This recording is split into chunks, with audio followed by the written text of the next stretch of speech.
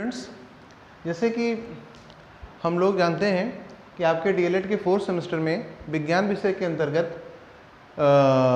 एक टॉपिक है एड्स और हेपेटाइटिस, जो आपके संक्रामक रोग यानी कि कम्युनिकेबल रोग डिजीज़ के अंतर्गत आते हैं। यानी ऐसे बीमारियां जो एक व्यक्ति से दूसरे व्यक्ति में फैलती हैं। उसमें आपके सिलेबस में मुख्य रूप से एड्स और हेपेटाइटिस का उल्लेख है। आपको पता है कि एड्स वर्तमान समय में भारत सहित संपूर्ण विश्व का एक बहुत ही भयावह रोग है, और इससे प्रभावित अगर कोई व्यक्ति के अंदर ये रोग हो जाता है तो उसका अभी तक कोई पूर्ण उपचार नहीं है और फाइनली अंत में उस व्यक्ति की मृत्यु निश्चित है। ऐसा एक रोग है। और आप जैसे जानते हैं कि एड्स जो आपका है एक बीमारी का शॉर्ट फॉर्म है, और इसको पूर्ण रूप फुल फॉर्म में अगर बात किया जाए तो इसका जो एड्स इंग्लिश के शॉर्ट फॉर्म से बना AIDS एक कैपिटल फॉर्म में रहेगा। इसे पूर्ण एक्सप्रेस्ड फॉर्म में कहेंगे, आप इसको कहेंगे एक्वायर्ड इम्यूनो डिफिशिएंसी सिंड्रोम। जैसे नाम से समझ में आ रहा है कि एक ऐसा रोग है जो कि एक्वायर्ड है, उपार्जित है, जो हमें मिलता है, हमारे माता पिता से नहीं मिला, हमको अपने जीवन काल में प्राप्त होता है। यानी ये वायरस हमारे जीवन काल में हमारे अंदर किसी न किसी व्यक्ति के थ्रू आ जाता है। इसमें आनुवंशिक रोग की जैसे ही मामला नहीं कि इसका कारण जो है हमारे जीन्स या गुणसूत्रों पर गलत जीन्स का उपस्थित होना, वैसा कुछ कारण नहीं होता। यहाँ पर रोगाणु हैं, और रोगाणु में किस प्रकार के रोगाणु, वायरस, विषाणु से होने वाला वायरस को हिंदी में हम विषाणु कहेंगे। तो विषाणु से या वायरस से होने वाला रोग होता है। इस तरह एड्स का फुल फॉर्म हो जाता है एक्वायर्ड इम्यूनो डिफिशिएंसी सिंड्रोम। ये जो बीमारी है जो हमारे अंदर रोगों से एक्वायर्ड माने उपार्जित हो गया, इम्यूनो डिफिशिएंसी का मतलब हो गया, इसी की बात को समझिए तो आपको लगभग सारी बात समझ में आ जाएगी। इम्यूनो डिफिशिएंसी मतलब होता है रोग प्रतिरोधक क्षमता में कमी आना।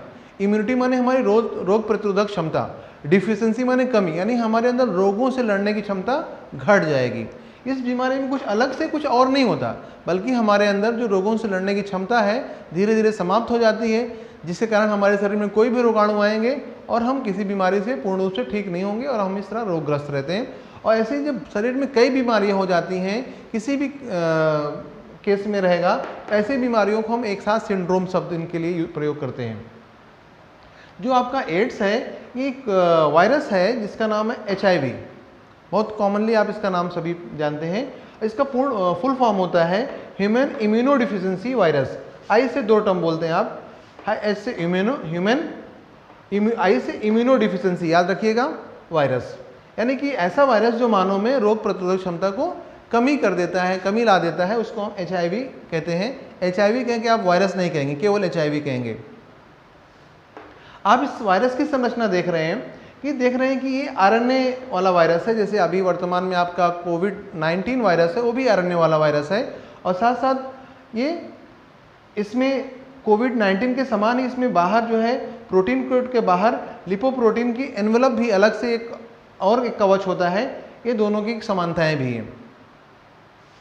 तो जो आपका ये RNA वाला वायरस है, इसमें इसके RNA न्यूक्लिक एसिड, इसमें 2 RNA होते हैं, संख्या में 2 रहते हैं, सिंगल स्ट्रैंड वाले, लेकिन संख्या में एक सूत्र वाले, लेकिन 2 संख्या में 2 रहते हैं।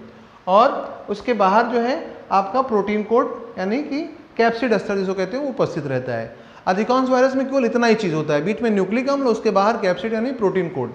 लेकिन कुछ वायरसेस में, जैसे आप HIV देख रहे हैं, जैसे आप कोविड-19 देखेंगे, उनमें प्रोटीन कोट यानी कैप्सिड अस्तर के बाहर भी एक एक्स्ट्रा एनवलप, एक एक्स्ट्रा कवच जो है आपका उपस्थित रहता है, जिसको लिपोप्रोटीन का बना होता है, एनवलप कहा जाता है इसको। इसी एनवलप के ऊपर इसमें देखेंगे स्पाइक्स यानी कि उभरे हुए गुंडी जैसे संरचनाएं होती हैं, जिसको स्पाइक्स कहते हैं। तो ये आपका जो वायरस होता है ये आपका HIV जो है आपका RNA युक्त वायरस है। इसमें न्यूक्लिक अम्ल क्या रहता है, आनुवंशिक पदार्थ RNA रहता है। इस वायरस की खोज 90 के दशक में 2 वैज्ञानिकों ने, जिसमें एक आपके रॉबर्ट गैलो हैं और लुक मॉन्टे, दोनों वैज्ञानिक अलग अलग देश के हैं, लेकिन साथ ही लगभग जो है उसी वर्ष में दोनों ने खोज की, इसलिए दोनों लोगों को इसका क्रेडिट दिया जाता है। तो रॉबर्ट गैलो और लुक मॉन्टेग्नियर, इन दोनों वैज्ञानिकों ने इस रोग की खोज की और बताया कि जो ये बीमारी है आपका एक वायरस होता है, जिसकी वजह से ये बीमारी व्यक्ति में आती है और इसके कारण मनुष्य में धीरे धीरे रोगों से लड़ने की क्षमता काफ़ी कम हो जाती है और अंत में उस व्यक्ति की मृत्यु हो जाती है। अब बात आती है कि वायरस आता कैसे हमारे शरीर में है। तो इस वायरस के आने के कई रास्ते हैं। जैसे आप सबसे कॉमन तरीका है संक्रमित सुई से। जैसे एक पहले देखते थे डिस्पोजल का समय नहीं था, तो उसके पहले वही सुई सभी व्यक्ति को लगाई जाती, तो वही सुई लगाया, फिर उसको थोड़ा सा स्टलाइज कर लेते थे या नहीं भी करते थे, दूसरे व्यक्ति को लगा देते थे, फिर उस तीसरे को। लेकिन अब एक अच्छी बात है कि डिस्पोजल यूज़ होती है, एक बार जो है ये लगाई गई और उसको फेंक दी जाती है। तो ये एक है, तो ये समय में ये डिस्पोजल जो सिरिंज थी इंजेक्शन की, अगर कोई व्यक्ति रोगग्रस्त था तो उसकी वजह से कई लोगों को ये रोग फैल जाता था। तो सिरिंज से, और एक दूसरा बड़ा मुख्य कारण रहा कि रक्त आधान से, ब्लड ट्रांसफ्यूजन। अगर कोई किसी व्यक्ति को, किसी संक्रमित व्यक्ति का जिसके रक्त में HIV उपस्थित हो, वैसा रक्त किसी दूसरे व्यक्ति को चढ़ा दिया जाए तो उसके शरीर में पहुंच के वायरस वहाँ मल्टीप्लाई कर जाता है, अपनी संख्या में बढ़ जाता है और इस प्रकार वहाँ पर वो उसकी शरीर में धीरे धीरे बढ़कर उसके अंदर रोगों की लड़ने की क्षमता समाप्त कर देगा और वो भी एड्सग्रस्त व्यक्ति हो जाएगा। तीसरे इसके एक कारण होता है कि माता से जो बच्चे माँ के अंदर विकसित होते रहते हैं गर्भावस्था में, उनमें भी अगर माता रोगग्रस्त है तो उनमें बच्चों में भी वायरस पहुंच जाता है। ये इसलिए जो अगर कोई HIV पेशेंट फीमेल है, महिला है, तो उनको गर्भधारण से ना करने की सलाह दी जाती है, क्योंकि उनके बच्चों में इस वायरस के पहुंचने की संभावना रहती है। वैसे वर्तमान में कुछ दवाएं आ गई जिससे कि उनके बच्चों में प्लेसेंटा के थ्रू वो वायरस नहीं जा पाता, ऐसी कुछ सुविधाएं विकसित हो गई हैं, लेकिन सामान्य तौर से उनके लिए सलाह दी जाती है कि उनको ऐसा नहीं करना चाहिए, क्योंकि उनका बच्चा हो सकता है एड्स से ग्रस्त बच्चा पैदा हो। और एक और कारण होता है कि जैसे इसके एड्स के फैलने का, कि किसी भी रोगग्रस्त व्यक्ति से यौन संबंध स्थापित करने से भी ये वायरस एक दूसरे से फैल जाता है। इस प्रकार से इस वायरस के फैलने के मुख्य कारण होते हैं और इसी के जस्ट उल्टे रहेंगे कि इससे हम बचेंगे कैसे। यानी कि हमें डिस्पोजल सिरिंज यूज़ करनी चाहिए, वही सिरिंज सभी लोगों को नहीं यूज़ करना चाहिए। ब्लड को किसी व्यक्ति में चढ़ाने से पहले उसको ब्लड की प्रॉपर चेकिंग करनी चाहिए। किसी को जो है इन्फेक्टेड आदमी का ऑर्गन ट्रांसप्लांट दूसरे आदमी के अंदर नहीं करना चाहिए। अंग प्रत्यारोपण में भी इस तरह से प्रॉब्लम आती है, जैसे रक्त का मामला था वैसे वहाँ भी मामला रहता है। किसी भी जो है रोगग्रस्त व्यक्ति से लैंगिक संपर्क नहीं स्थापित होना चाहिए। इस तरह की चीज़ों से बचकर इस रोग से बचा जा सकता है। और इसी के लिए भारत सरकार जो है लोगों में इस रोग से जागरूकता लाने के लिए, उनमें जो है इसके लिए अवेयरनेस क्रिएट करने के लिए NACO, नेशनल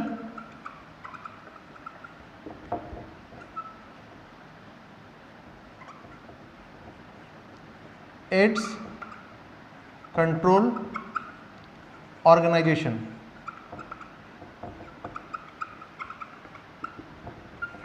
की स्थापना की गई है, जिससे व्यक्तियों में इसके प्रति जागरूकता उत्पन्न की जाए, इनके अंदर जो है जो रोगी व्यक्ति हैं उनका संपूर्ण उपचार कराया जा सके। इस तरह से इसकी स्थापना की गई है और लोगों में विश्व स्तर में इसके प्रति जागरूकता उत्पन्न करने के लिए दिसंबर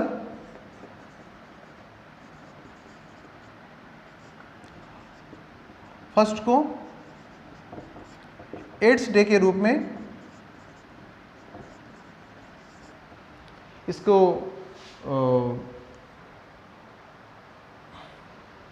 मनाना तो आप नहीं कहेंगे, लेकिन आप कहेंगे कि इसको जो है लोगों के में इसकी जागरूकता फैलाने के लिए एक दिन इसको स्थापित किया गया है, जिससे कि उस दिन कुछ खास प्रोग्राम करके लोगों में इस बीमारी के प्रति जागरूकता उत्पन्न की जाए। इसके लिए दिसंबर 1 को एक इंटरनेशनल एड्स डे के रूप में घोषित किया गया है। अब बात होती है अगर किसी व्यक्ति में इसका वायरस आ गया, उसके अंदर एड्स की बीमारी हो गई, तो क्या करेंगे। पहली बात तो आपको पता होना चाहिए कि जब ये वायरस आता है तो हमारे शरीर में लगभग 5-6 महीने तक हमें पता नहीं चलता है, और इस बीच हमारे जो शरीर में टी लिम्फोसाइट्स कोशिकाएं होती हैं जो हमारे शरीर में रोगों से लड़ने के लिए जिम्मेदार होती हैं, उनको नष्ट करता रहता है और धीरे धीरे एकदम नष्ट कर देता है, जिससे हमारे अंदर रोगों से लड़ने की क्षमता एकदम समाप्त हो जाती है। फिर शरीर के अंदर अनेक रोग होने लगते हैं। अभी इसका पूर्ण उपचार संभव नहीं होता है और केवल कुछ दवाएं हैं, जैसे आपकी AZT वगैरह हैं, इसको फुल फॉर्म में कहते हैं एजिडोथाइमिडिन। मार्केट में इसको एजिटी के नाम से ही कहा जाता है। तो ये जो है दवाएं कुछ आ गई हैं जो केवल रोग के बढ़ने की दर को कम कर पाते हैं, रोग का पूर्ण उपचार नहीं कर पाती अभी, केवल रोग के बढ़ने के दर को धीमा कर देती है। यानी कि अगर मनुष्य को 5 साल जिंदा रहना होगा तो 8 साल जिंदा रह पाएगा, केवल इतनी सी अभी तक इसमें डेवलपमेंट हो पाया है। इसके अलावा पूर्ण उपचार अभी एड्स का संभव नहीं हो पाया है। जिस तरह से ये बात हो गई आपकी एड्स की, जिस तरह से एड्स की बात महत्वपूर्ण थी, ऐसे ही आप देखते हैं एक दूसरी बीमारी और आपकी वायरस जनित ही बीमारी होती है, वो भी विषाणु से होने वाला ही रोग है, हेपेटाइटिस। ये भी एक वर्तमान समय में बहुत तेज़ी से फैलता हुआ बीमारी है और इसके आपके ये भी जो वायरस होता है इसको हेपेटाइटिस वायरस कहा जाता है।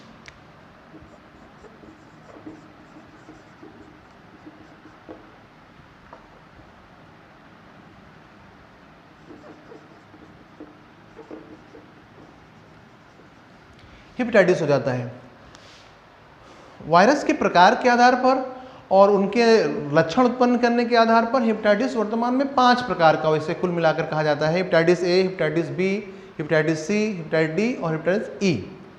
लेकिन उसमें सर्वाधिक जो ज़्यादा जो है आपका है नुकसानदायक या ज़्यादा जो है व्यक्तियों को जो है उसके अंदर उसका प्रभाव उत्पन्न करता है, वो हेपेटाइटिस बी होता है। तो हेपेटाइटिस बी अगर है तो हेपेटाइटिस, अगर ए वाला हेपेटाइटिस है तो उस वायरस को कहेंगे हेपेटाइटिस ए वायरस। जिस हेपेटाइटिस बी है तो अगर उसके वायरस को हम कहेंगे हेपेटाइटिस बी वायरस। इस तरह से हेपेटाइटिस बी को करने वाले वायरस को हम कह देंगे हेपेटाइटिस बी वायरस। शॉर्ट में इसको हम HBV कह देंगे, HBV। हेपेटाइटिस बी किससे होता है? हेपेटाइटिस बी वायरस यानी HBV से होता है। तो इस तरह से आपका हेपेटाइटिस वायरस की बात होती है।